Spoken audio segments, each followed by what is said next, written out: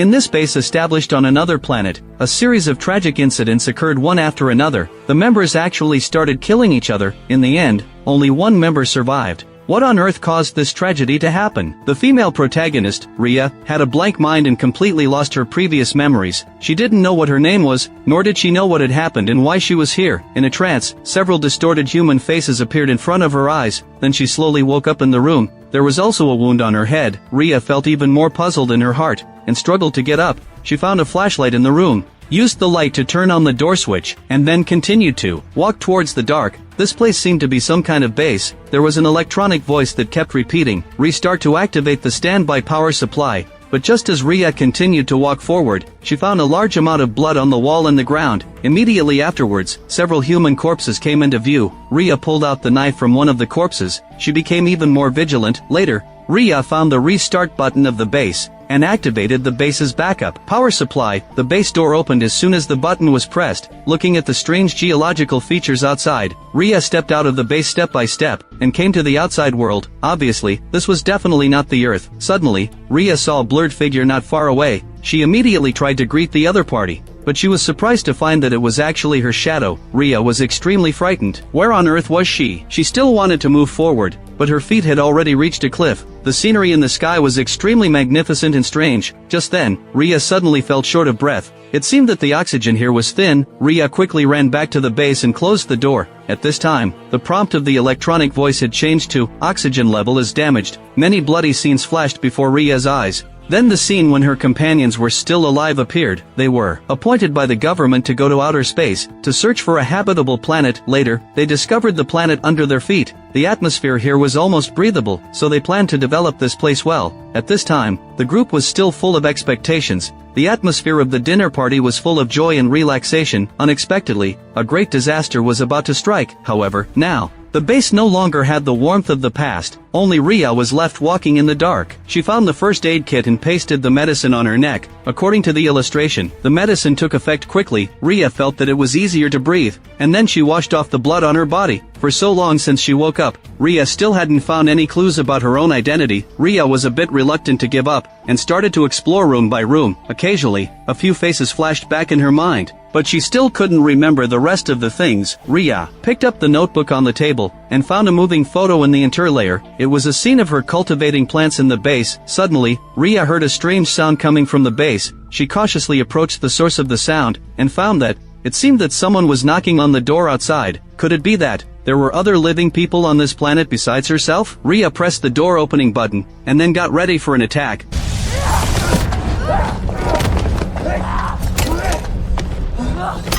This person seemed to know Rhea. He took off his helmet and quickly said that he was Brian, a member of the same group as Rhea. Brian was in charge of orbit detection in another facility. Rhea thought of the scene she had just remembered. Everyone had indeed mentioned Brian. Seeing that Rhea was still in an attacking posture, Brian quickly explained that Rhea had sent him a distress signal before, saying that her colleague, Clark, had some kind of mental breakdown. That's why he came here. These words made Rhea's mind in a mess, but she also temporarily believed Brian, so she quickly apologized to him, saying that she couldn't remember anything when she woke up. Soon, Brian saw the bodies of his companions. He asked Rhea if she remembered what had happened at that time. Rhea only remembered that it seemed a woman had attacked her. In this case, Clark was the most suspicious, and among all the bodies, Clark's body was the only one missing in the room. Brian also felt that the situation was very difficult to deal with. However, he decided to check Rhea's physical condition first. While Brian was going to prepare, Rhea covered the body by the wall with a cloth. After that, Brian brought a smart device that combined detection and treatment functions.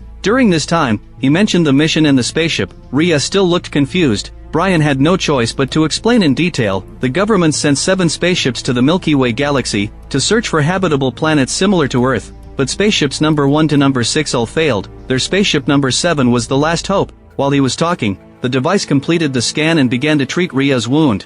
I think I saw you. A light across the sky. Is that the orbital? That's the one. Every couple days we line up. Brian was stationed there to establish a communication connection with the headquarters, in order to solve the suddenly emerging problems. During the interval of their conversation, the wound had already been treated. According to the examination results, there were basically no problems. It was just that there was some swelling in the brain, which was most likely caused by a blunt instrument injury. Amnesia might be a side effect of the swelling. However, Ria's technical memory and all the skills she had mastered shouldn't disappear. Immediately afterwards, the two returned to their respective rooms to rest. Just as Ria was about to fall asleep, she found that the cabin door wasn't closed tightly. After she closed it tightly, she lay back on the bed.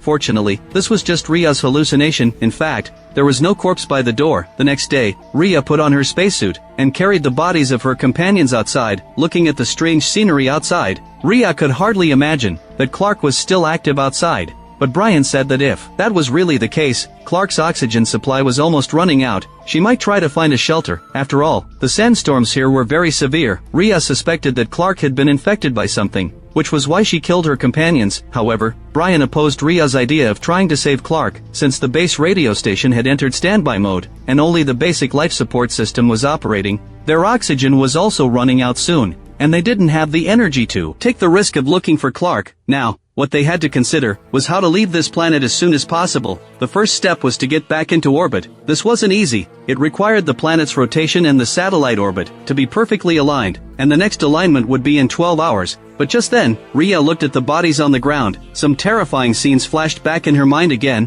A surge of fear welled up in Ria's heart, and she quickly ran back into the base. When Brian came over and asked, Ria said that she was just too tired, so Brian didn't take it to heart. But afterwards, Ria went to a certain room. According to the scene she had just seen, just as she picked up a pair of scissors from the blood, the scene of herself attacking her companions with this pair of scissors appeared in her mind. Scared, Ria quickly returned to her room and stuck 2 more treatment patches on her neck. She tried to calm down, but her heart was still beating rapidly. Could it be that she was the murderer herself? The next day, a sandstorm blew outside the base. Ria hesitantly told Brian that she remembered some unpleasant scenes, but before she could make it clear, an alarm suddenly sounded in the base. The cabin was cracked, resulting in an oxygen leak. The two quickly put on their spacesuits, and soon found the leak point. It needed to be repaired quickly, otherwise a large amount of oxygen in the base would be lost. Ria crawled inside through the hole. Because it was too narrow ahead, she had to take off her spacesuit. After some effort, she finally welded the damaged point shut. The two were able to continue living.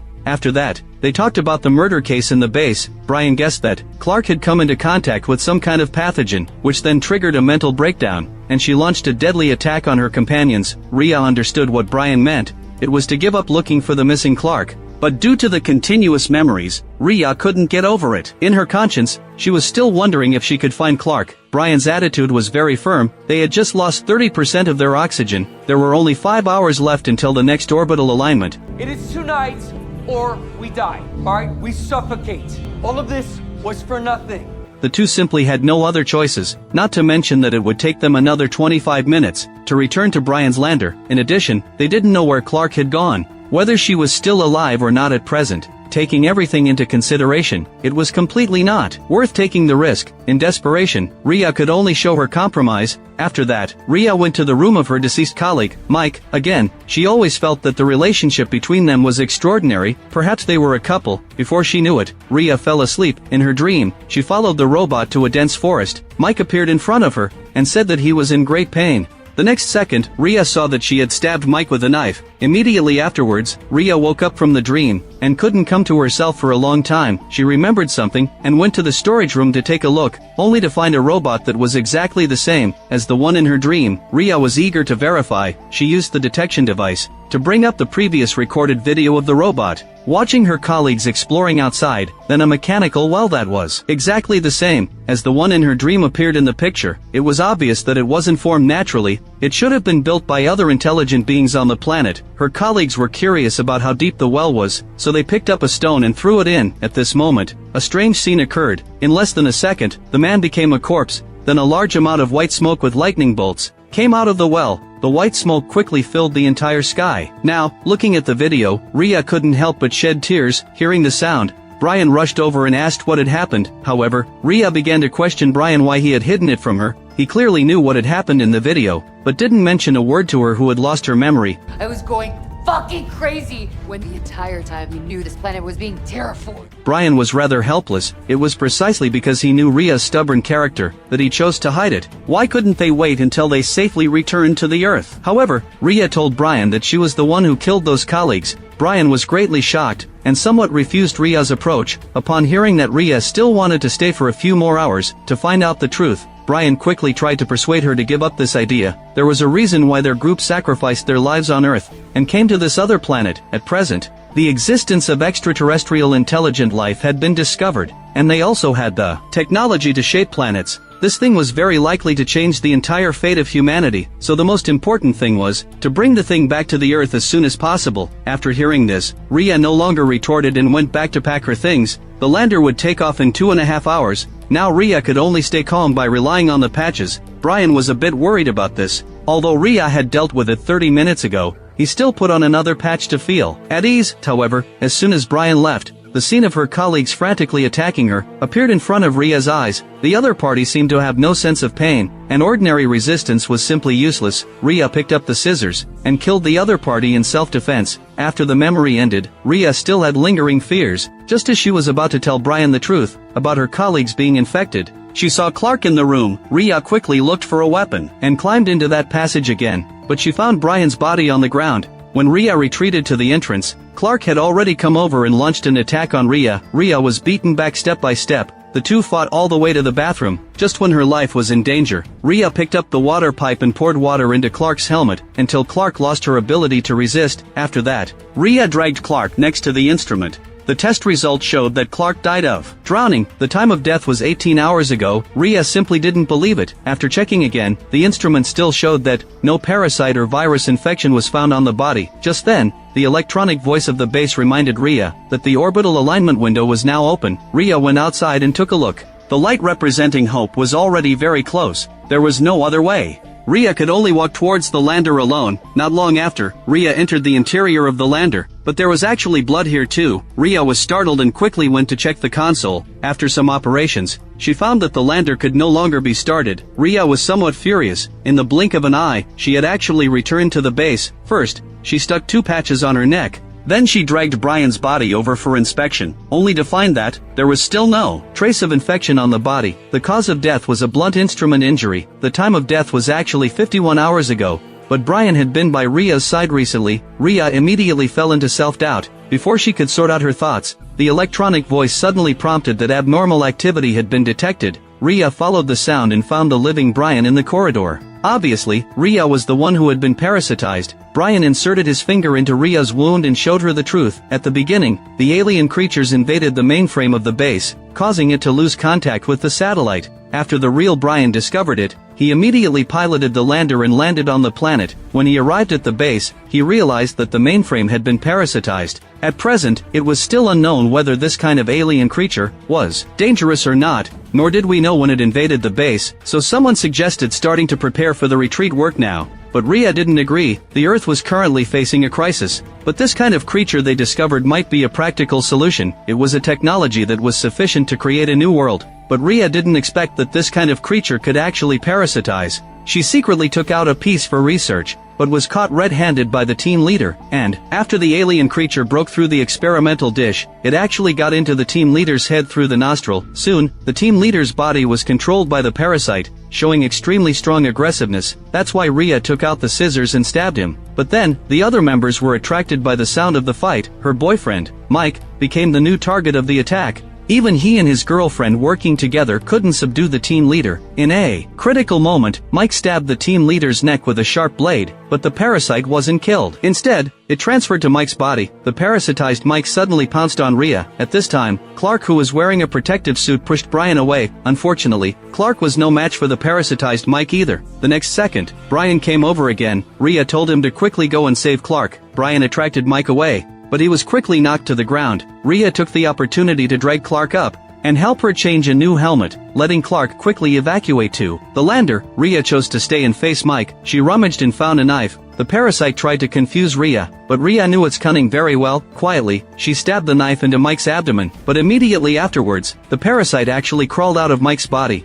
and got into Rhea's brain through the wound. Later, Rhea rummaged and found a bottle of highly toxic potassium cyanide and wanted to end her own life. But it was completely useless. Instead, she established some kind of connection with the parasite in her body. The parasite first said that this planet was their territory, it was they who first discovered it, and carried out the transformation to make the planet habitable. But now a few Earth people had come, and wanted to reap without sowing. They wouldn't let the Earth people take the planet away from them, and after looking through Ria's memories, the parasite found that the efficiency of human evolution was low, and destined to self-destruct. However, the parasite selected Ria and planned to integrate her into the group. They also wanted to see what would be born after the assimilation of the two species, but Ria's mind was much tougher than the parasite had expected. She tried her best to break free from the control of the parasite. The figure of Brian in her memory began to fade away continuously. It was originally an illusion created by the parasite controlling Ria. Ria came to the treatment device again and activated the elimination program. After she lay down, the robotic arm immediately started scanning.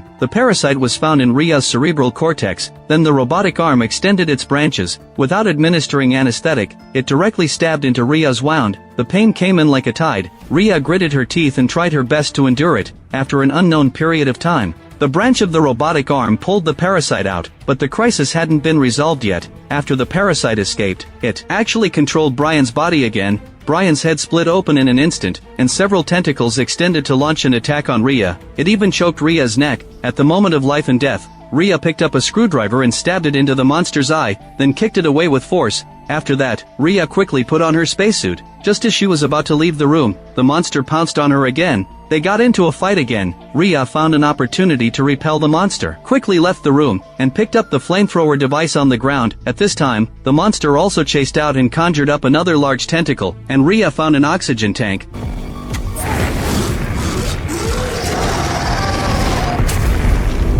Ria sprayed flames at the monster frantically, and finally managed to completely deal with it, but the base was also set on fire by this blaze. Ria looked at the base burning fiercely, and her heart was filled with mixed emotions, but there was no time for her to be sad. Ria quickly walked towards the direction of the lander. This time, the operating system of the lander was all normal. Ria successfully activated the return program. Then she piloted the lander to leave the surface of the planet, and prepared to fly back to the satellite. Although Ria successfully escaped from danger, she couldn't feel excited at all, because her lover and companions all stayed on that desolate land, and they could never return to their own homeland. And the story ended here, as the most controversial and talked about science fiction thriller film Ash features an almost violent aesthetic style and meticulous psychological suspense. It presents the audience with a philosophical speculation about human nature, technology, and the fear of the unknown. The film is co-starred by Mexican actress Isa Gonzalez and Aaron Paul from Breaking Bad. After its premiere at the South by Southwest Film Festival, it became a dark horse in the annual science fiction horror genre. The film starts with the disaster of an interstellar exploration team on an alien planet. Under the seemingly cliched framework of an alien creature invasion, director Flying Lotus constructs a deceptive labyrinth.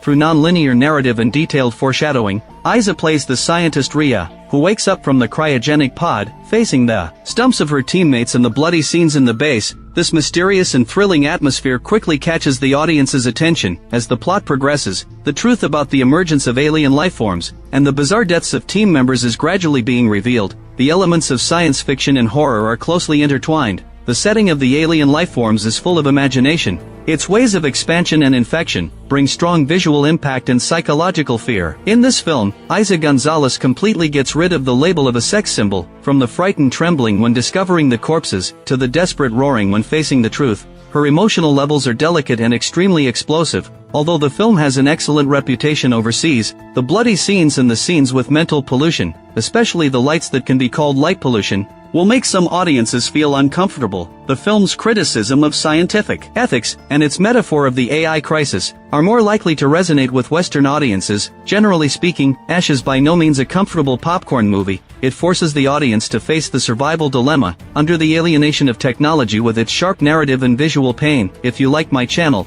please like and subscribe to my channel.